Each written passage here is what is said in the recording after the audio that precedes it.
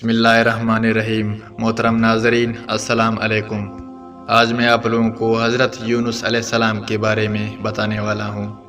آپ اللہ تعالیٰ کے بھیجے ہوئے رسولوں میں سے ایک رسول تھے۔ اللہ رب العزت نے آپ کا قرآن مجید میں 6 سورتوں میں ذکر فرمایا ہے، اور ایک پوری سورت یونس 10 آپ کے نام سے نازل فرمایا ہے۔ کوئی یوں نہ کہے کہ میں یونس بن متیٰ سے بہتر ہوں۔ ایک یہودی بازار میں سامان بیچ رہا تھا۔ کسی نے اس کے سامان کی بہت کم قیمت لگائی تو یہودی غصہ ہو کر قسم اٹھاتے ہوئے کہنے لگا، اس ذات کی قسم جس نے موسیٰ علیہ السلام کو سب آدمیوں پر چن لیا ہے، میں اتنی کم قیمت میں یہ سامان نہیں بھیجوں گا۔ ایک انصاری نے یہ جملہ سنتے ہوئے اسے ایک تمانچہ رسید کرتے ہوئے کہا کہ ابھی تو اللہ کے رسول محمد صلی اللہ علیہ وسلم ہم میں موجود ہے اور تم حضرت موسیٰ علیہ السلام کا ذکر کر رہے ہو۔ وہ یہودی آپ کی خدمت میں حاضر ہوا اور کہا، اے ابو القاسم، میں ذمی ہوں اور میرا مسلمانوں سے جزیہ دینے کا عہد ہے، پھر بھی مجھے مسلمان نے تمانچہ کیوں رسید کیا؟ جب آپ علیہ السلام کو ساری حقیقت معلوم ہوئی تو آپ نے انصاری کی اس حرکت پر غصے کا اظہار کیا اور فرمایا، اللہ کے پیغمبروں میں سے ایک دوسرے پر فضیلت نہ دیا کرو۔ میں یہ نہیں کہتا کہ کوئی یونس بن متیٰ سے افضل ہے۔ حضرت یونس علیہ السلام موصل کے قریب نینوا بستی کے مکینوں کی رہنمائی کے لیے رسول بنا کر بھیجے گئے۔ آپ علیہ السلام نے انہیں اللہ تعالیٰ کا پیغام سنایا کہ اللہ کا عبادت کرو، اس کے ساتھ کسی کو شریک نہ ٹھہراؤ۔ آپ کی قوم بڑی سرکشی تھی۔ 33 سال کے تبلیغ کے باوجود بھی انہوں نے اللہ تعالیٰ کا وحدانیت کو تسلیم کرنے سے انکار کر دیا۔ آپ نے دل برداشتہ ہو کر ان کو اللہ کی طرف سے سخت عذاب کی خبر سنائی، جس پر قوم کے سرکش لوگوں نے آپ کی باتوں کا مذاق اڑاتے ہوئے کہا کہ اگر تمہارے پروردگار کی طرف عذاب آنے والا ہے تو ہمیں اس وقت بتاؤ۔ حضرت یونس علیہ السلام نے انہیں کہا کہ 3 دن کے اندر اندر تم پر عذاب الہی آ جائے گا۔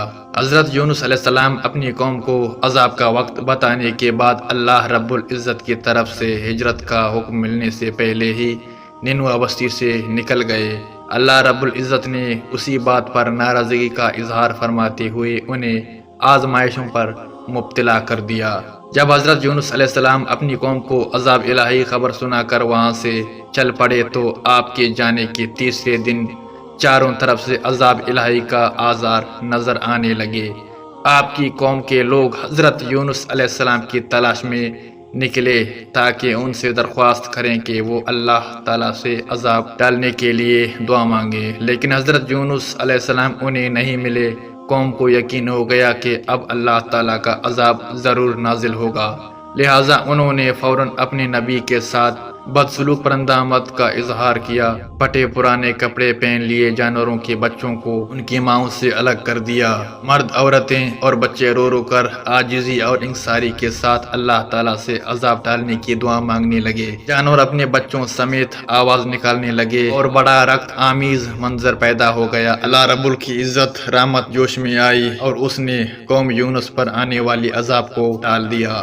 حضرت یونس علیہ السلام اپنی قوم سے دل برداشتہ ہو کر بستی سے نکل گئے تو دریا میں سفر کرنے کے لیے مسافروں سے بڑی ایک کشتی میں سوار ہو گئے۔ جب کشتی دریا کے درمیان پہنچے تو ڈگمگانے لگے اور قریب تھا کہ وہ ڈوب جائے۔ ملا نے کہا کہ کوئی ایسا مسافر کشتی میں سوار ہے جو اپنے مالک سے بھاگ کر آیا ہے، جب تک وہ کشتی سے نہیں نکلے گا کشتی کنارے پر نہیں پہنچ سکے گی۔ کشتی میں سوار افراد میں سے کوئی اپنے آپ کو مالک سے بھاگنے والا تصور نہیں کر رہا تھا۔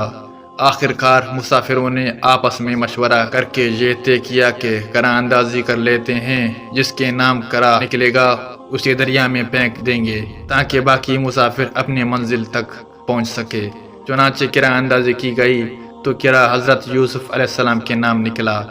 آپ علیہ السلام کو دیکھ کر لوگ کہنے لگے کہ اتنا خوبصورت، حسین و جمیل، پاکیزہ اور معصوم صورت والا اپنے مالک سے بھاگا ہوا نہیں ہو سکتا، لہٰذا دوبارہ قرعہ اندازی کی جائے۔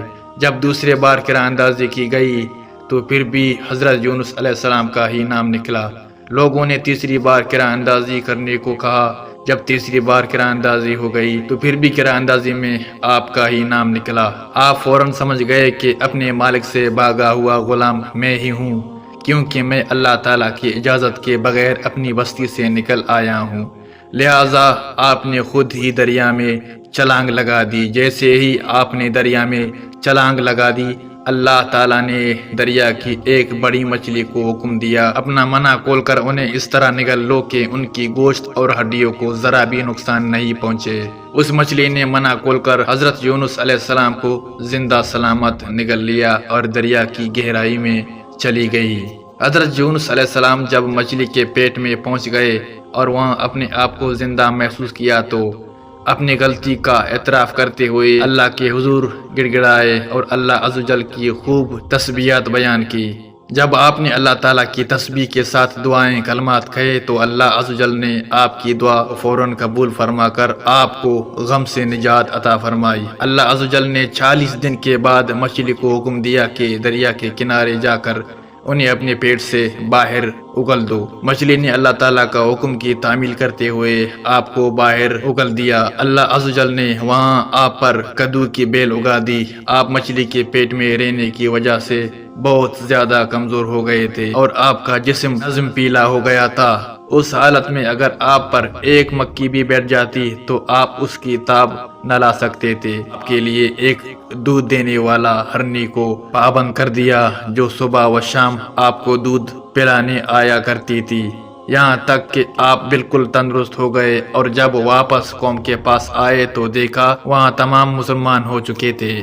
امید کرتا ہوں آج کی ویڈیو آپ کو اچھی لگی ہوگی۔ اگر ویڈیو اچھی لگی تو ویڈیو کو لائک کریں۔ مزید اس طرح کے ویڈیوز دیکھنے کے لیے چینل کو سبسکرائب کرنا مت بھولیں۔ ملتے ہیں اگلے ویڈیو میں۔ خدا حافظ، اپنا خیال رکھیں۔